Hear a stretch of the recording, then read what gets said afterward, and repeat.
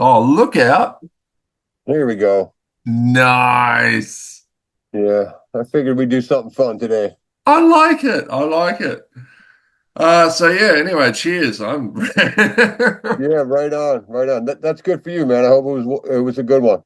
Oh man, they're wild. The singer literally at the end of it just hurls a trash can into the audience. So fitting for a band called Municipal Waste, the place ends up covered in garbage. Yeah.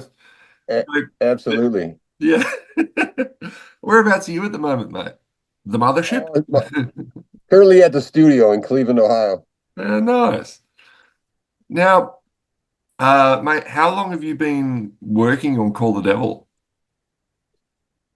Oh boy, the whole thing was about a year and a half, 2 years. It was very much a post-COVID thing. Like 2020, we had put out A Wonderful Life, June of 2020, and that's basically right when the world shut down. So it took a minute for, everyone to kind of get back together, and some people didn't get back together. They just kept doing what they were doing during COVID. And, the majority of us, kind of stuck it out and we're like, all right, well, when things seem a little bit more normal, we'll start, putting some tunes together. And, the first 4 or 5 tunes came together really fast because we were just like itching, man. We hadn't seen each other. We hadn't, worked on any music for a while.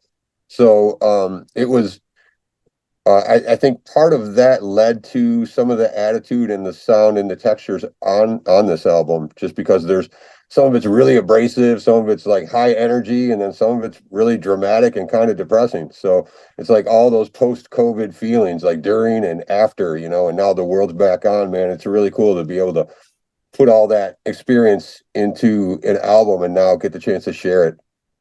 There's you've spoken in the past about how Mike Patton and Mr. Bungle was an influence on Mushroomhead, and I can hear it in some of the vocal parts. What were you? Have you seen the current lineup of Mr. Bungle and the Raging Wrath of the Easter Bunny? So no, I unfortunately we had just done a festival with them, Welcome to Rockville, last month, and it just where logistically I couldn't get to that stage in time to see them. So I was a little disappointed I missed them, but everyone said they were absolutely great. I haven't seen them since actually the early mid 90s, but yeah, they were a huge influence. Faith No More, obviously, anything that guy does, I think is just really incredible. And the cast of musicians and people that he surrounded himself with, huge influence to this day, man. Big fan of that guy and all his work. He hasn't lost his masochistic streak. Uh, he because obviously Dave Lombardo is drumming for Mr. Bungle these days, and they started playing Hell. I saw them earlier this year with the Melvins, and they started playing Hell Awaits, and of course we're all just, oh my God, we're hearing Hell Awaits. It's Mr. with Dave Lombardo. Oh, this is insanity. And of course, the intro builds and builds. It's that wonderful long intro, and everyone is going absolutely apeshit. All right, it's time for the first verse. And what the hell's going on? He started singing a song from Greece. Yeah, he was always like one of the early ones, man. Like back in the '90s when Shroom first started, that he would always put his little twist on things and throw, pop culture words into live verses and stuff. Just do his own version of things, and mix mash the things up before mashups were a thing. So again, big fan, and it's great to hear that he hasn't lost any of his just being him, and man wanting to make art, do his thing. Oh man, it was so good, but my God, I was so mad. Oh Standing there yeah, going, yeah. The you. build up, and then there he goes. Yeah. Mate, what can you tell me about the evolution of Mushroomhead's masks over the years? Obviously, a lot of creative thinking goes into it. What's the kind of process? Like, are you starting out with like pencil sketches and ideas, and then giving that to someone to manufacture, or how does it work? Yeah, yeah, very much so. I mean, it's a lot of all the above as far as, sitting down. It depends on which artist it is and what type of look that they're going for. If you back up to like the early Universal days where we all kind of matched and it was just pushing the brand, the X face was what we focused on, and the band and the music. And then as things evolved, we started going a little bit more independent, and each individual character based a little bit more. And that evolution really never left. So like for me personally, like I've always got the skull and the dreads, and it's just different variations of it. If you think of like Mortal Kombat as an example, how those same characters, they just look a little different, a little tougher, a little more battle damaged or whatever. So that's kind of one of the mentalities. But like say this album in particular, our new guitar player Joe Gall, he actually sculpts and fabricates all kinds of masks and special effects stuff. He's been doing it for years. It's just another thing that he does. Really talented guy. So we'll sculpt it straight out of clay. He'll sculpt straight out of clay here at the studio, and then do the mold, the 2-part molds, and then we literally manufacture them all here. And then there's another guy this time around, Jordan Patton is his name, and we've worked with him in the past, but it was very much send him reference photos, whether it's something from, like I said, a video game or a movie or a past mask, something that we kind of like, and just see sometimes what these artists will sketch on their own based off of what references we gave them. And then we always try to incorporate the brand, so the X face has to fit in it somewhere, and that's usually where the artists kind of take it and kind of run with it. So it ends up, each one ends up with a slightly different variation, and that's kind of what we like to see, the evolution slightly change. Even during album cycles, we'll pop on stage and we'll have different masks. So it's kind of a really interesting extra bonus to work on your craft. Yeah, mate. Yeah, after 3 odd decades, a lot has changed. You have been the sole consistent force in the band. So a lot has changed, but what has stayed the same with Mushroomhead? Well, I mean, isn't that the saying? Everything changed. The more things change, the more they stay the same. I mean, and that's kind of how I feel. I haven't changed that mentality since day one. I wake up like I was, a 22-year-old, 21-year-old kid saying, all right, I still want my band to be the biggest thing on the planet. I still have hopes and dreams, and not letting that go as you get older. And then obviously being more realistic about it as you get older too. But, I think that's the big one, to where anything is possible. This is just art. It's a privilege, honor and a privilege to be able to create it and share it with the world. So, as long as you're speaking true, I think that's, been the constant here, is just being honest with yourself enough to know that art, it's just art. And it's what I'm going to continue to make. I may not like it. People may like it. People may not like it, and I may like it. So I think that's just accepting the fact that I'm an artist and I'm going to make it no matter what, is been very much, that constant theme the whole time. Yeah. Again, like looking back over the span of the band after all these years, like how would you describe the Mushroomhead fan base, and what do you think sets them apart? They're super loyal and dedicated, and I think a lot of them really like get it as far as what we're trying to do. It is art at the end of the day. We're not claiming to be the coolest or the most original heavy metal band in the world. We just like being creative, and we tend to like being kind of spooky and creepy all at the same time. And I think that's what our fan base, is into as well. Like, as far as, I think we all like the same kind of shit: horror movies and Comic Cons and, cosplay and, comic books and just all of that same underground subculture shit. So I think we just have a lot in common with our fans. We're not that different than they are. I was standing next to a bloke at Municipal Waste last night. We all had our battle jackets on, and he had a Mushroomhead patch. And I was like, "Hey, dude, this is going to sound really random, but I'm interviewing them tomorrow morning. What's something that you've always wanted to ask? And he couldn't think of anything, but he came back to me literally like halfway through the show and he's like, "Hey, dude, I thought of something. Ask him about the UV paint when they play. Does it mess with their eyes at all? Like, does it make things difficult?" So, what can you tell me about the UV paint that you've used in the past, and has it ever been distracting? Has it ever become a detriment when you're performing? It's a really cool question, man. So I'm glad he asked that. And we haven't done like a UV show in a while, the blacklight show, so to speak.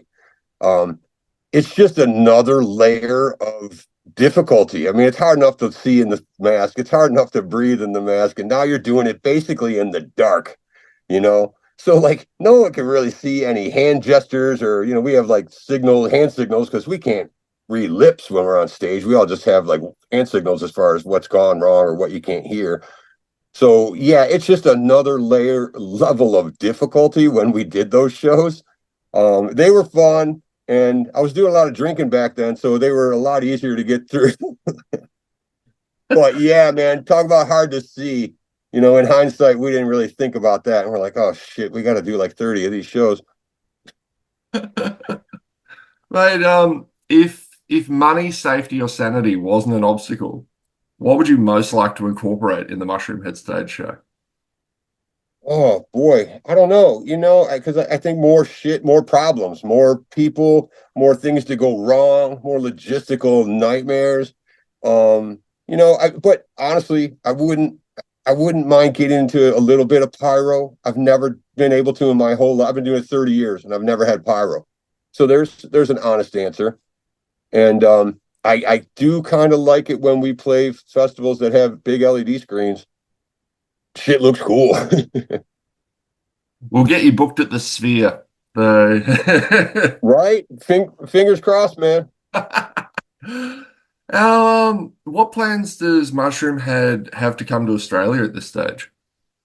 You know, um, we are definitely very hopeful. How's that? We are ready to come over anytime there's a proper festival, or maybe we could get like a co-headlining gig with someone so we could, share the stage and just share some of the backline expense and just even have the opportunity to make it so we could stay there for a few days and see the country and enjoy it.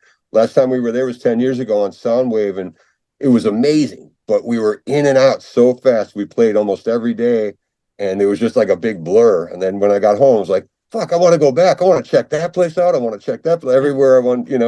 So I hope we get back there very soon. So can I cannonball like we've been getting along well during this interview. Can I like cannonball the mood for a second and ask a kind of darker but more serious question? Sure, sure. Mate, I think it was about 10 years ago when you lost unfortunately you lost Vanessa. What did Yep. that what did that experience teach you about life and teach you about Mushroomhead? Well, I'll never forget. We were actually, when the day it happened, I was in the studio. We were working on mixing. We were trying to finish up that Righteous and the Butterfly album. So obviously the name of it hadn't been thought of or any of that type. So it was more of a dedication to her and JJ. But again, don't take anything for granted, right? Life comes at you fast. You can't be prepared for everything that's going to happen to you or the people that you love and care about. So you just gotta have to accept that things are going to be happening that are completely out of your control, and be happy with what you do have and try to live in that moment, but not selfishly. Hmm. So if you could apply that to, the music, it carries over into, sharing the ideas, sharing the experience, um, collaborating a little more openly, and hearing everyone's ideas play through before you make a decision on how something's going to go. It just, personally, it taught me a lot as far as what to value, what's important, man. And as you get older, you really start to realize how lucky you are to do what you do. And like I said, I'm grateful every day that I get to wake up and make music and art. Yeah. Mate, because so I don't want to, leave you in a lull for the next interview. We'll finish on a lighter one. What is the pit in municipal waste last night was just chaos. What is some of the strangest things that you have seen on stage happening in the pit at your shows? I mean, it doesn't end, but I mean, back in the 90s, it was always fun, man. There was always, especially in the Cleveland scene, there was always people, and especially a couple of guys that would dress in banana suits and every show. So Why? to yeah, to see them in the pit and as big bananas and get on stage and jump, and stage dive as the banana suits were, those guys ruled every time. There was almost one at every show. So that was definitely, as soon as you said it, I was like, I got to mention the banana guys. Awesome. Mate, this has been rad. Thank you very much for your time. And congratulations on the album, man. I hope we see you down in Australia sometime soon. Yeah, I hope we get to get down there as soon as possible. And I just wanted to take a moment to thank you for doing what you do and supporting metal and just believing in art and all the artists that really, really give a shit about what they do. And it's just nice to know that we're appreciated, and it's really awesome that you take the time to do this. So thank you, man. Oh, easy, man. That means the world to me. Thank you very much. All Yeah, right. right on. I've been doing this a long time, man. So, it shows, like you really you really understand how important these things are and just how it reaches people, and to have the help from people like you, and to know that ultimately, man, we like the same type of shit. Like I said, we're into metal and we're into supporting the underground and just spreading the word and just enjoying it. So thank you again. Yeah, man. I appreciate it. No, man. All right. This has been All right, rad. man, you Have a you have wonderful a day. great day. You All too, right, take mate. care, man. See ya.